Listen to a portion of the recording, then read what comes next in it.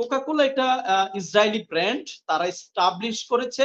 Coca-Cola, Fanta, Pepsi ইত্যাদি ইত্যাদি কিনলে অনেক প্রোডাক্ট আছে, অনেক। আমি জাস্ট পানীয় কথাগুলো বললাম।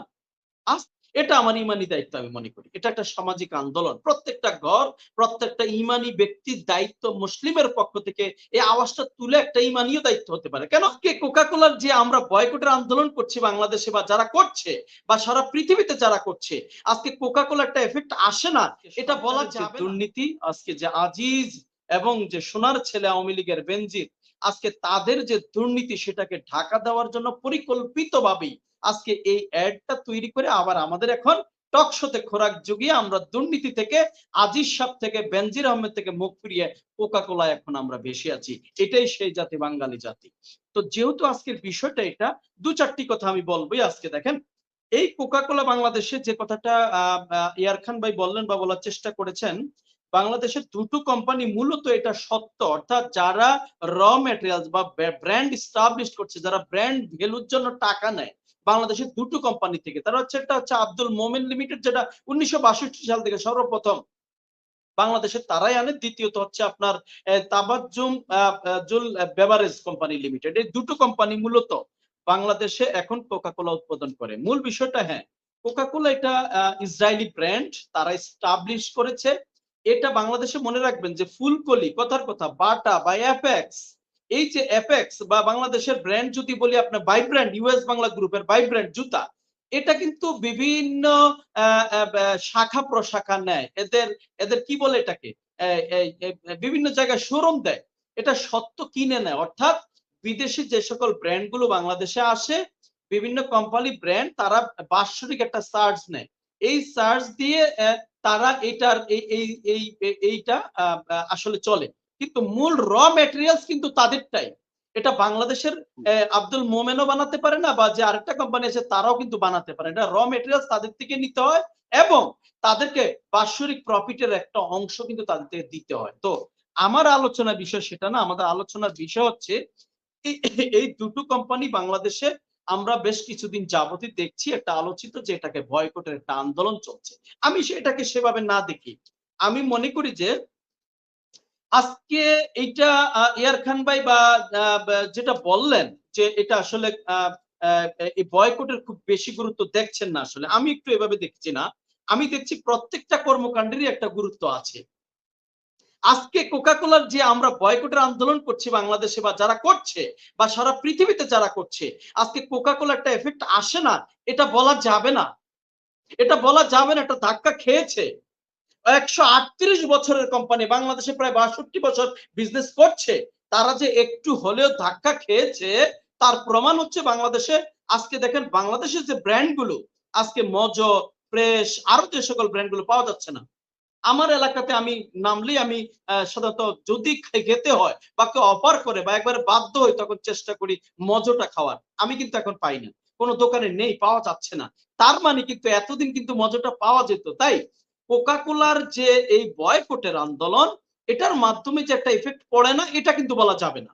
নিঃসন্দেহে একটা ইফেক্ট পড়েছে, হ্যাঁ। 162-31 বছরের কোম্পানি যেভাবে ধাক্কা লাগার কথা হয়তো সেভাবে লাগেনি, সেটা ভিন্ন আলোচনা, ভিন্ন প্রেক্ষাপট। তবে আমার বিষয় হচ্ছে, এটা আমার ইমানি দায়িত্ব আমি মনে করি। এটা একটা সামাজিক আন্দোলন। প্রত্যেকটা ঘর, প্রত্যেকটা ইমানি ব্যক্তির দায়িত্ব, মুসলিমের পক্ষ থেকে এই আওয়াজটা তুলে একটা ইমানীয় দায়িত্ব হতে পারে। কেন? আজকে নজিবুল হক ভাই গত শুক্রবার কি নামাজ পড়েছেন? আগামী পরশুদিন শুক্রবার নামাজ পড়বেন। মসজিদে কি হুজুররা ফিলিস্তিনের পক্ষে দোয়া করে না? ফিলিস্তিনের পক্ষে ইসরায়েলের যে বর্বরতম হামলা চালাচ্ছে নিন্দা কি করে না? করে। হুজুররা যখন, আলেমরা যখন দোয়া করে, উনিও দোয়া শরীক হয়। তার মানে উনি কিন্তু দোয়া করছে যে আমার ফিলিস্তিনের উপরে যে বর্বরতা চালাচ্ছে, অন্যায়ভাবে হত্যা করছে, নির্যাতন করছে, এটা যেন বন্ধ হয়। তাহলে কারা করছে? ইসরায়েল। তাহলে সেই ইসরায়েলি পণ্যটা আমি একদিকে মুনাজাত করছি, সেটা তাদেরকে রক্ষা করার জন্য। অন্যদিকে আমি যে বিজনেস করছি, বিজনেসের প্রফিট তার কাছে যাচ্ছে, সেই প্রফিট দিয়ে তারা কি করছে? নিশ্চয়ই গোলাবারুদ কিনছে, অস্ত্র কিনছে, যুদ্ধ করছে, আমাদের বুক খালি করছে। তার মানে আমাদের এখানে একেবারেই আমি মনে করি যারা মুনাজাত করি আমরা, যারা ফিল করি, তাদের ফিলিস্তিনের পক্ষে দোয়া করি, পক্ষান্তরে আমি বেরিয়ে কিন্তু ইসরায়েলি পণ্য কিনছি বা বিধর্মীদের পণ্য কিনছি, নিঃসন্দেহে এটা ইমানের একটা দুর্বলতা বলে আমি মনে করি। দ্বিতীয়ত দ্বিতীয়ত দেখেন, আমি মনে করি কি জানেন, আজকে এটা একটা দেশপ্রেম। এটা আমরা ভারতীয় পণ্য বয়কট করি, ইসরায়েলি পণ্য বয়কট করি, তার চেয়ে বড় কথা কি জানেন, আমি যেটাকে দেখি, আমি আমার সেটা বলি না, আমি যাদেরকেই বলি ভাই আমার দেশীয় পণ্য ব্যবহারে উদ্বুদ্ধ হন, এটা আমার দেশপ্রেম, এটা আমার দেশপ্রেম। আপনি বিদেশি পণ্য ব্যবহার না আস্তে আস্তে ছেড়ে দেন, কমিয়ে আনেন, নেহাত যেটা পারবেন না করবেন, আস্তে আস্তে চেষ্টা করেন, আস্তে আস্তে একদিনে হবে না, কোনোটাই একদিনে হয় না। এই যে দেশপ্রেম, এটা ইমানের অঙ্গ, এটার সাথে ইমান সম্পর্কিত। দেখেন, তাহলে আমার কি দরকার ইসরায়েলি পণ্য ব্যবহার বর্জন করি, ভারতীয় পণ্য বর্জন করি, স্লোগান তুলে আমি মানুষকে শত্রু বানানো ইত্যাদি ইত্যাদি, দরকার নেই। ইমানের অঙ্গ বলা আছে দেশপ্রেম, তাহলে আমার দেশীয় পণ্য আমি উদ্বুদ্ধভাবে ব্যবহার করব। আমার বার্তা হচ্ছে সকলের প্রতি, আমাদের দেশপ্রেম যেখানে গিয়ে পৌঁছেছে, মনির ভাই একদিন লেখে রাখেন, এই দেশপ্রেম ভিক্ষা করতে হবে, দেশপ্রেমিক লোক ভিক্ষা করতে হবে, আমাদের খুঁজে পাওয়া যাবে না। আজকে ভারতে যান, আজকে আমাদের খুব বেশি না, সবচেয়ে প্রতিবেশী রাষ্ট্র ভারত, সেখানে যান, আজকে আমি শুনেছি, আমি দেখিনি কখনো, শত শত মানুষের কানে শুনেছি ভারতীয় একজন ব্যক্তি কখনো বাংলাদেশি একটা সিগারেট টানে না, তারা বলেন না। আপনি আপনি আমাদের গুল্লিম সাদেন, আমাদের দেশের যে সকল প্রোডাক্ট আছে তারা খাবে না, তাদের দেশে উৎপাদিত পণ্য তারা ব্যবহার করে।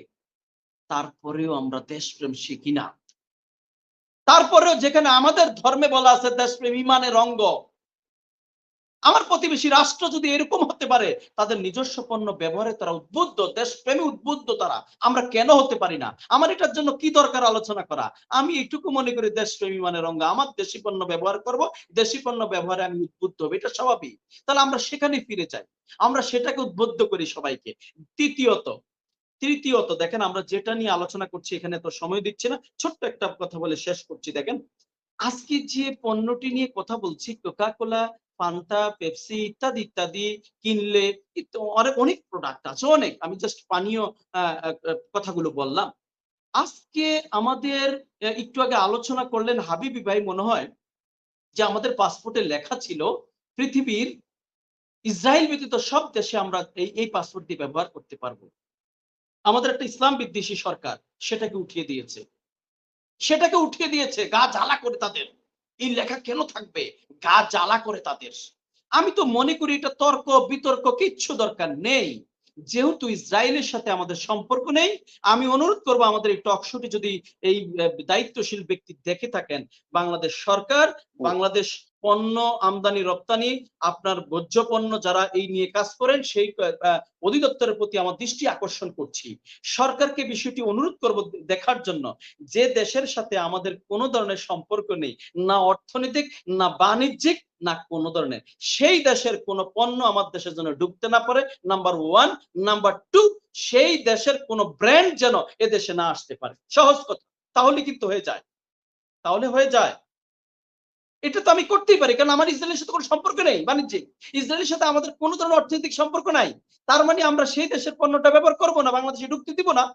আমি আমি কোনো ধরনের চুক্তি করব না, কোনো ব্র্যান্ড সেই দেশের ব্র্যান্ড আমার দেশে রাখতে পারবে না, অনুমোদন দিবে না, সহজ। এটা তো কঠিন বিষয় না, যদি সরকার আন্তরিক হয়। সরকার আন্তরিক নয়, কারণ যেই সরকার ইসরায়েলের ব্যতীত সব দেশে যেতে পারবে এই লেখাটা উঠিয়ে দিয়েছে, নিশ্চয়ই সেই সরকার এটা করবে না।